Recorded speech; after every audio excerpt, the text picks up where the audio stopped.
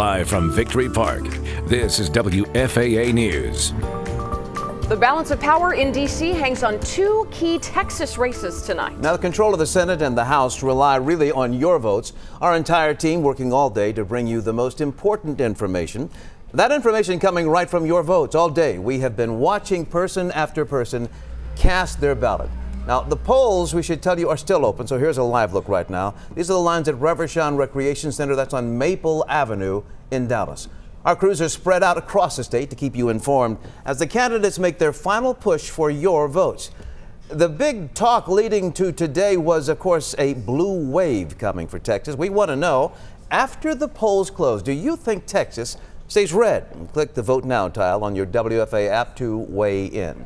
And while you're doing that, let's get to the latest from the biggest race tonight, the race for Texas Senate. Incumbent Senator Ted Cruz fighting to keep his seat. And our Kevin Reese is in Houston, where his campaign is watching Election Day very carefully. Kevin?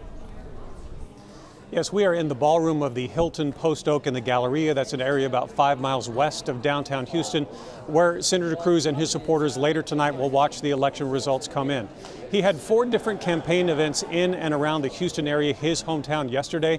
He did not have any campaign events today, and like a lot of the rest of us, he also cast his ballot, his own ballot in early voting. We should say that there's something different here. They have placed all of the media in the middle of this ballroom. Normally we are placed at the very back of the ballroom to watch all of the festivities here behind us. And on the riser that I'm standing on, shoulder to shoulder with media from across the country, it's worth noting that they have provided as many as 40 different camera positions, 40 of them at least, so that media from Texas and from across the country can watch this race, indicative of the fact that this is not just a race that Texas is watching. People across the country watching how this race goes tonight between Senator Cruz and Beto O'Rourke. We will be here all night covering the race from Houston. Meanwhile, in El Paso, my colleague Teresa Woodard is with the Beto O'Rourke campaign there. Teresa?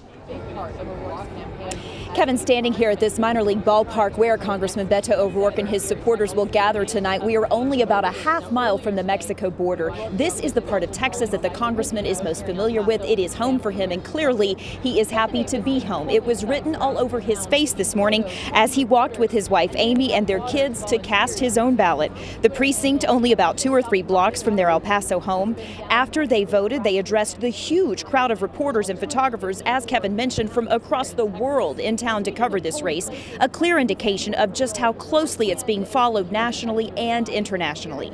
Amy said it felt good to see her husband's name on the ballot. The congressman, asked if he's going to win, said yes.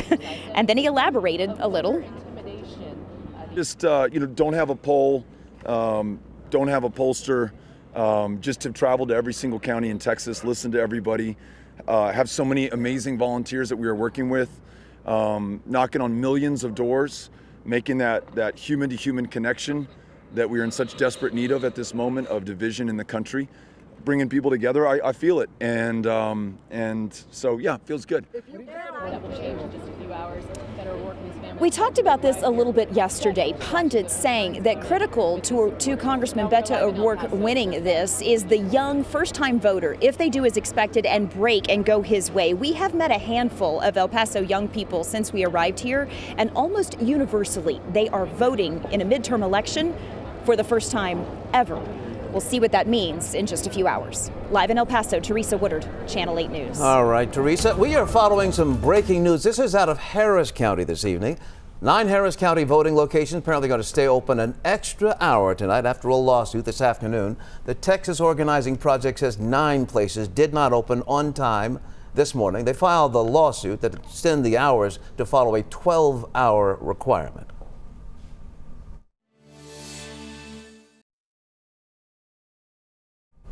Now, we have seen mudslinging for weeks, political attack ad after ad in the heated race between Congressman Pete Sessions and Democratic challenger Colin Allred for the 32nd Congressional District. That district is huge. It covers, among other places, University Park, Garland, Richardson, and Wiley. Our Matt Howerton is in the Statler Hotel that's in downtown Dallas, where the Sessions campaign is waiting with the rest of us for those polls to close. Matt? Yeah, John and Marie, you know this race has been within the margin of error, and Congressman Sessions, who is a go-to Republican in Washington, has had a target on his back since 2016 when then presidential candidate Hillary Clinton won District 32, fueling the thought that Dems could take Sessions' House seat if they ran the right candidate. In fact, a New York Times poll yesterday put Sessions' opponent, Colin Allred, who has zero political experience, ahead of him by 4 points, 46 to 42. Sessions knows this is going to be a close one. He's been in Congress since 1997 and has been well liked by District 32 voters. Many of them include wealthy Dallasites, but his camp says they've been fighting to sway tens of thousands of new voters in District 32 who are younger and more likely to vote blue, thanks to, they say, the energy Beto O'Rourke has generated. This is going to be a tight race. We knew that a long time ago. We had seen the numbers and we knew that it was possible. It's a stress test on the people to make a determination if they want to be the epicenter of economic development or if they want to become like California. As we said, Sessions is a career politician and is the chairman of the House Rules Committee, which reviews legislation before it's voted on the House floor. Very powerful spot. If Allred wins tonight, it would be a major upset, moving Democrats just one step closer to flipping power in the House. For more on that, let's go to Jobin Paniker. He's at the Allred camp right now. Jobin. Well, Matt, yeah, we're here at the Magnolia Hotel here in Dallas. They expect about 300 people here to watch some of these election results come in. Here we have the case of the rookie versus the veteran. We had a chance to talk with people at the Colin Allred camp. They say we feel good about tonight, but we are not taking anything for granted. Now, they know Sessions has ruled the 32nd congressional district nearly unchallenged. This camp is preparing for a close race and a very long night. But the Allred camp is encouraged because they say they reached out to a different part of the electorate. They also say people love Colin's story. Raised by a single mother, former NFL player, now a lawyer. We'll see if that story resonates with enough people. Reporting live here in Dallas, Jobin Paniker, Channel 8 News. You both. So many are talking about that blue wave that could be driving people to the polls. But could that wave be so strong that it sweeps up some longtime leaders? Our Rebecca Lopez is covering that story from Dallas. Rebecca? Well, District Attorney Faith Johnson is a Republican in a blue county, and there is concern from her camp. Now, her opponent, John Creuzot, is expected to benefit from the number of Democratic voters that Beto O'Rourke is bringing to the polls now. So Faith Johnson has put out flyers telling Democrats even if they vote a straight party ticket, they can go down the ballot and switch their vote to her name in the DA's race. Her opponent, John Creuzot, thinks Democrats will not do that. Both of them are former judges and are respected in the community. Johnson has focused a lot of her energy on getting out black voters who traditionally vote Democrat. She wants them to cross over in this race and vote for her. Going in and saying vote against my party, but go back and pick me. I don't know how well that works. So, and it doesn't tell somebody that they're voting straight Democrat, then voting for Republican. And what I've heard is people have been kind of turned off about that. Some people are going to vote straight Democrat, and we understand that. But we got so many people who want to vote straight Democrat, but they still want to vote for me. So that's why we explain to them in terms of how they can do that. And these are people who already decided they wanted to. Now, Creuzot spent the last hours of his campaign texting voters to get out to the polls. Johnson is here at polling places like this one here in DeSoto, talking to voters. Now, remember, Johnson was appointed by Governor Greg Abbott to fill the seat after Republican Susan Hawk resigned. Enough Democrats, though, broke party line to vote for Hawk to oust the unpopular district attorney at that time, Craig Watkins. So Johnson is hoping that this will happen again. And it's interesting to note that there are monitors here at this poll. I was told by community activist and attorney Lee Merritt that they are looking to make sure that everyone's vote is being counted and that there are there's no voter suppression, and they are monitoring this poll here in DeSoto. Reporting live, Rebecca Lopez, Channel 8 News. All right, Rebecca, as she said, every vote counts. An incumbent Governor Greg Abbott, Democratic challenger Lupe Valdez are doing whatever it takes to get more. Abbott spent today at home making some calls to voters before holding a watch party tonight at Brazos Hall. Valdez marched to polls throughout Austin with members of the Texas Democratic Party. She will watch the results from Austin's historic Driscoll Hotel. One of the most crucial counties for any candidate in Texas is Tarrant County. It is the largest county to vote Republican election after election. So take a look at this map from our partners at the Texas Tribune. A little bit of blue surrounded by large blocks of red. But today, we saw very few lines at the polls. Our Tiffany Liu joins us now. She's in Fort Worth. Tiffany, it seems like a big early voting turnout may be why. Yeah, John, it seems like early voting is going to be very crucial here in Tarrant County. I'm standing near one of the polling sites here in Fort Worth, and if you look behind me, you can see there are no lines. It's been like this all day. There has been a steady flow of people going in and out, but we do know that so many people in the county casted their ballots early last week. Tarrant County is America's most conservative large urban county. More than 413,000 people voted early last week. That's when there was a big crowd in the back where they were all voting. Today we traveled to several polling sites to see if it was just as busy. Kind of procrastinated on voting for early voting. Bert Toombs admitted the real reason he didn't early vote. But to his surprise and ours, there are no lines today. So I'm very surprised and elated that I won't be late to work. In Fort Worth, Luis Munoz voted early last week, like nearly 37% of his county. Just to beat the crowd, but I guess I was wrong. Heading out on his bike this morning, Luis realized maybe he could have waited until today. Up in Keller, people set early voting records this midterm election. It was just constant. All the time. Since 7 a.m., Carol Rubino has been standing outside to support a nonpartisan senior citizens bond. It's a steady stream of voters coming in. She's been talking to both Democrats and Republicans and isn't sure which direction the county is leaning. Both sides of the spectrum for the last 2 weeks. As a historically red area, Tarrant County is unique. With more than 2 million people, it's stayed red, while most other large urban counties have turned blue. I'm glad to be able to be in a society where we can have our voices heard. With more registered and early voters now than ever, the question is, could we see change in its political landscape? After tonight, we'll have a clear picture if Tarrant County stays red in Texas. Get out there and vote. And we have just under 2 hours left to vote here in Tarrant County. We know that the results here could make a big difference on the Beto O'Rourke and Senator Ted Cruz's race. Reporting live in Fort Worth, Tiffany Liu, Channel 8 News. We are your election headquarters on air and, of course, online. If you want or you need more information on a certain candidate or a topic, head to WFAA.com. And there we have a Texas Vote blog. It will walk you through all of the key races and topics, of course, on the ballot.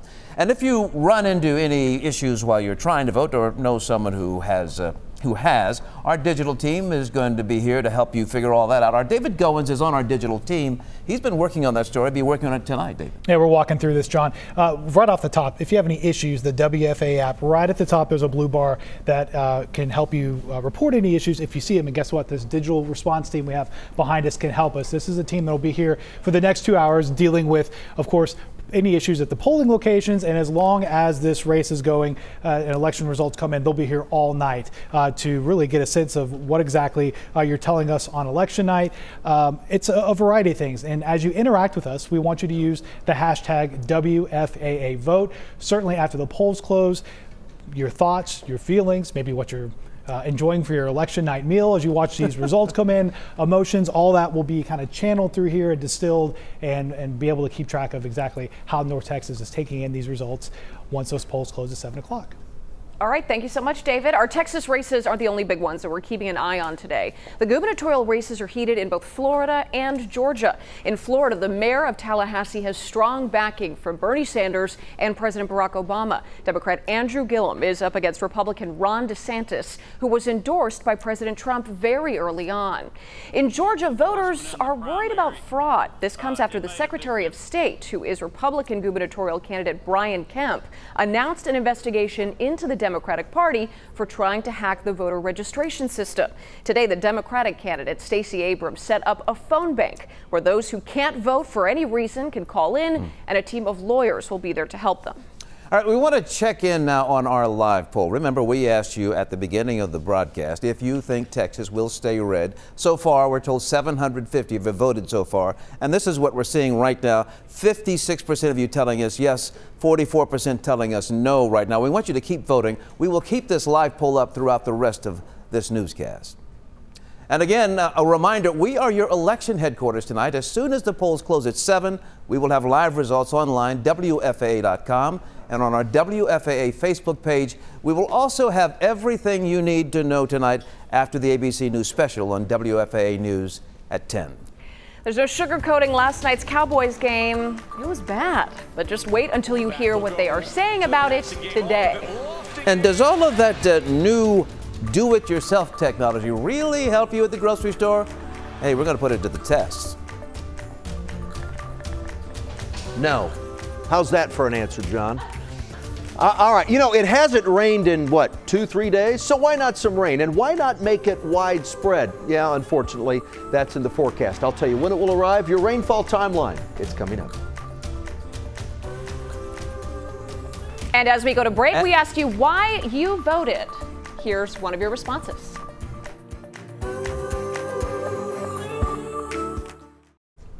Last night was pretty rough for us Cowboy fans. It was their first loss at home this season that a lot of people say they definitely should have won. That loss to Tennessee takes the Cowboys to 3-5 on the season. And today, discussion centers around what the future holds for the team here in Dallas. Owner Jerry Jones voiced his support for the quarterback, Dak Prescott, on his radio show this morning, calling Dak the quarterback of the Cowboys. Jones says he plans to extend Prescott's contract when negotiations begin after this season ends. Meantime, the Cowboys have to find a way to get this season back on track. I mean, we just didn't get the job done. We all got to do better, and it starts with me. It starts with me first all the way throughout this whole team. So, I mean, very disappointed, as you said, coming off the bye week. Cleaned things up. Felt good going into this one, and as to come out with this loss to be 3-5 was very disappointing. Things don't get easier for the Cowboys either. They travel to Philadelphia to take on the Super Bowl champion Eagles on Sunday night. Got a lot of rough games ahead. It's going to be tough. Brace yourself, everybody. Yeah.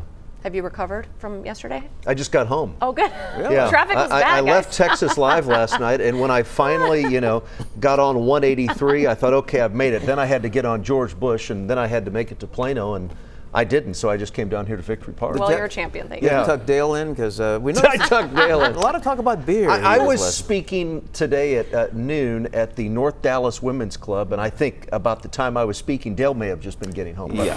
But anyway, so this is pretty cool. I want you guys to take a look around the studio. We have Mr. Jib himself. That's the name of this camera that you're looking at right now. Bobby Hester is on this, and he's given us this whole view of the studio. And this has been transformed into Your Vote, Your Voice, Your Vote 2018. I mean, this is one of those nights throughout the year, John, that I love being a meteorologist because I sit back and just watch you guys work. Oh, lucky you. And with all the activity that's going on, in this studio tonight, and with all the attention on these races across the country, it's going to be a fascinating night, no matter what side of the aisle you land on. Right now in Fort Worth, we do have some hazy skies, a temperature of 70 degrees out there. The weather team's laughing at me. We're going to kick our feet up tonight and just kind of watch everything happen. 74, look at this haze. Have you seen this today? Clouds have rolled in, warm fronts to the north of Dallas and Fort Worth right now. It's 74, hazy skies, a couple of sprinkles here, and high temperature today was 73. That's at DFW. The morning low was 71. The normals are 54, and the normal low is 50 degrees. The normal low is 50. We bottomed out at 54 this morning. So 72 degrees outside right now. We do have some cloud cover right here in the heart of North Texas. You saw that there on those tower cams that I showed you. Here's the warm front just to the south of us. So on the north side of the front, mid to low 70s, just a little warmer, mid to upper 70s on the south side of that front. Go ahead and stop, Matt. Here's the warm front.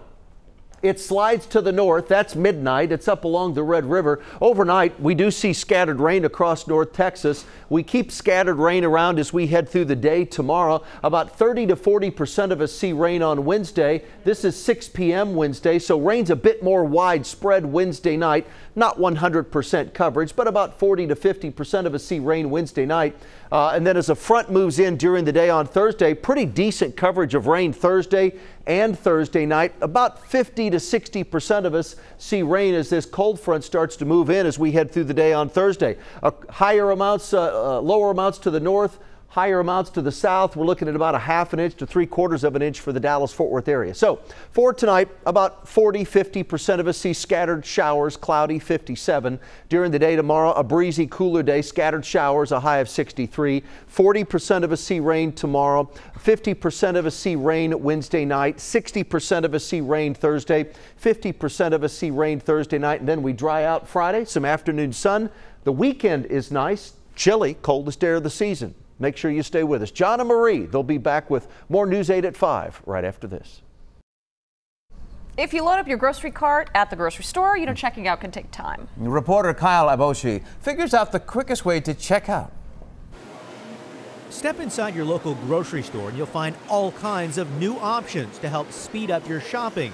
There's self-scan, self-checkout, and much more. I never thought that it would get to this point. Because everything's more high-tech. I don't know. I think it's really weird, actually. So what's the fastest way to get in and out of the grocery store? To find out, we compared 3 different options for shopping and checkout at Fred Meyer. First, we tried the new Scan Bag and Go, where customers scan items as they shop. And we're just going to walk through the store and you're just going to start scanning items and you're going to put them in your bag. After a few instructions, we were ready to scan, bag, and go. And we're off. The biggest challenge was produce. It slowed us down a bit because we had to scan the vegetables, then weigh them, then put them back in the cart. After getting past the produce, we zipped around from aisle to aisle. At times, it was a bit of a juggling act. We scanned the barcodes on every item. We eventually wrapped up our shopping and checked out using the self-scanner. Total time, 23 minutes and 42 seconds. Not bad. I mean, we got everything we needed. We're all checked out. We're ready to go. Next, we'd test the self-service checkout. So, back to the starting line. Round 2. And we were off. Basically, we retraced our steps around the store, from produce to the meat section, but this time there was no handheld scanner to worry about. We'd ring things up later. The shopping definitely moved faster from one aisle to the next. That's everything. Okay, let's check out. But that's when things slowed down. At the self-checkout kiosk, we'd be responsible for scanning every item. That included weighing produce and then putting it all in the bag. Total time for self-checkout, 18 minutes and 38 seconds. Then we'd return to the front of the store. Last test, here we go. This time, we'd go back to the basics. We'd let a clerk bring up our grocery basket. Again, we'd follow the same routine. Produce first, then meat, then up and down the aisles. Every item was in the same place, so really this test came down to checkout. After getting everything we needed, we headed toward checkout. Good, okay, let's go find a clerk. And luckily, there were no lines. Our clerk rang up our groceries in a flash and we were done. 14 minutes and 13 seconds. This was the fastest. Wow, we like that. Yeah. See you at 6.